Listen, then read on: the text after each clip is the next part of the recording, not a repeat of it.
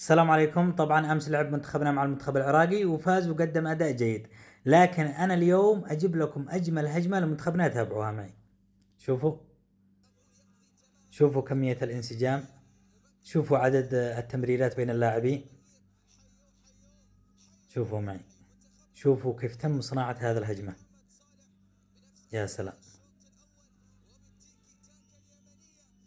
طبعا الهجمه ضاعت، لكن شوفوا كيف تم صناعة الهجمة، شوفوا كيف الانسجام بين اللاعبين. هذا يدل ان معانا منتخب قوي ومنتخب جيد ورائع. في سلبيات، صح، في سلبيات، في نقاط ضعف، في نقاط ضعف طبيعي في اي منتخب.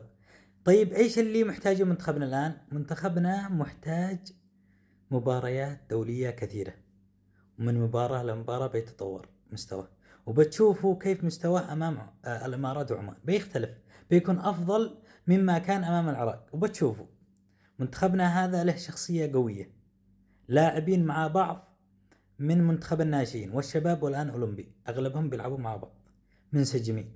هذا منتخبنا ومستقبلنا بإذن الله، نشتي فقط الاهتمام. وأنا أطمنكم أن هذا المنتخب جيد ورائع وسينافس في هذه البطولة في كأس الخليج، وينافس في كل البطولات. بالتوفيق لمنتخبنا. وهذه كانت أجمل هجمة، وحبيت اني اظهرها للجمهور لانه وقت المباراه واحد يكون متحمس وما يلاحظ هذه الكرات.